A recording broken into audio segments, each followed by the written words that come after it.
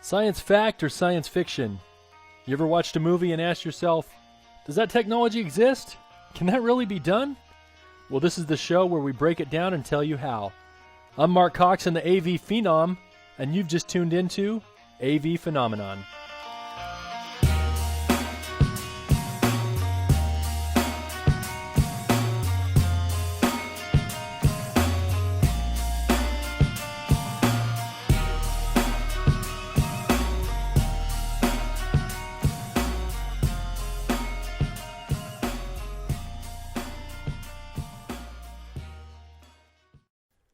This is what Mann's Chinese theater looked like 5 days after I was born, on May 25th, 1977, the opening day of Star Wars. Now, this wasn't actually a premiere because Star Wars didn't have a following and it only opened on 32 screens nationwide. But because of the small opening and because of some great word of mouth, the theaters were packed. Star Wars became an iconic film, one with lightsaber duels and villains and Ewoks and speeder bikes, but none of that ever would have happened if Obi-Wan and Luke Skywalker hadn't left Tatooine. And how did they learn about the rebellion in the first place? That's the droid I'm looking for, R2-D2, who made it from the Star Destroyer intact with a message from Princess Leia for Obi-Wan Kenobi to come and join the rebellion. It was all manifested in a hologram that R2 plays for Luke and Obi-Wan. And where you come from? I saw part of the message. I seem to have found it. General Kenobi, years ago you served my father in the Clone Wars. Now he begs you to help him in his struggle against the Empire. I regret that I am unable to present my father's request to you in person, but my ship has fallen under attack, and I'm afraid my mission to bring you to Alderaan has failed. I have placed information vital to the survival of the rebellion into the memory systems of this R2 unit. My father will know how to retrieve it. You must see this droid safely delivered to him on Alderaan. This is our most desperate hour. Help me, Obi-Wan Kenobi. You're my only hope.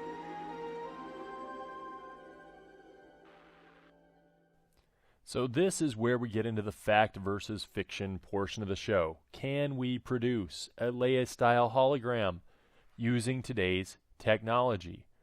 Well, let's look at a few examples of what people have called holograms over the last couple years. The first you see here, Tupac, very famous hologram at Coachella, but actually not a hologram at all. It is a projected image using a century-old optical illusion called Pepper's Ghost. Angle of entry equals angle of reflection, meaning an angled piece of glass or mirror project the image out into the audience. Then there are modern day versions of holograms. Again, projected images like you see here in Leia display. This is a little more clever in that they're using a curtain of mist in order to create a screen and then project upon that screen to allow people to see the projected imagery. Add in things like volumetric displays like you see here that use angled glass and projected light to create holographic effects over 3D images, or interference field displays, or even light field displays that use spinning mirrors and projected light to create a 3D effect for a hologram. And you have a slew of ways to create holograms, but we're still not there. Help me, Obi-Wan Kenobi. You're my only hope.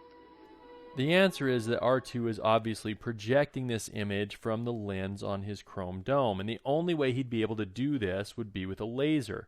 Now, lasers do proliferate the Star Wars universe. They're used in blasters and in guns. They're used on spaceships like TIE fighters and X-Wings, and of course they're used in the most prolific weapon of the Star Wars trilogy, the lightsaber that the Sith and the Jedis carry. Now, for those of you saying, Mark, don't we have laser projectors?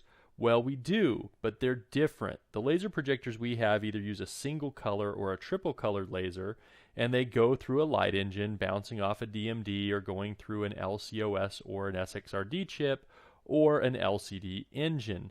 This is not the same type of laser that would produce an effect like we see here in the Leia hologram. What we really need here is a plasma laser. Here's a picture of one. A plasma laser, in the simplest terms, rips ions out of the air, creating light. This is exactly how lightning works, but this is a controlled lightning, one that you can actually use to draw things. Now, to draw objects with this type of laser, especially 3D ones, you're going to have to create width and depth, and then build those layers on top of each other by creating columns in the height. So you're going to draw almost like you would with a 3D printer. 3D printer goes in and out, right and left, back and forth, and starts working in circles to draw an object. You're also going to need to have enough resolution so that just like in a 3D printer, your object looks realistic at the end and doesn't look like a bunch of scan lines. So now that we know how to do it, does the technology exist? Well, meet a company called Bleen. Bleen got a lot of attention based on an Indiegogo campaign and even was mentioned on Infocom's blog at one point. Their little device, their little orb, says it can do exactly what R2-D2 does in Star Wars. In fact, turn this thing on its side and it looks like a droid projecting out into 3D space. Here is the problem. It doesn't exist. They've never made one. They don't have a developer's kit. They didn't raise enough money to finish their project. So the sad answer is no.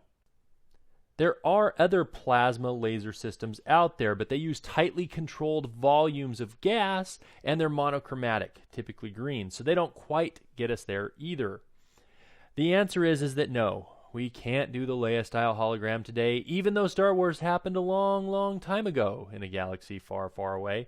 But the good news is that we know how. So one of us just has to create a plasma laser that can electrify the air millions of times a second to create a mini lightning storm of ionized pixels that create a 3D object in space so that we can watch to our viewing delight.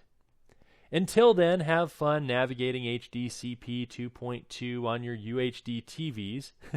Actually, the bad news is we can't do the Leia-style hologram today, but the good news is that in 2 weeks, you get to go watch a new Star Wars movie.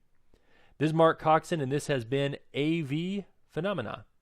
And you're welcome.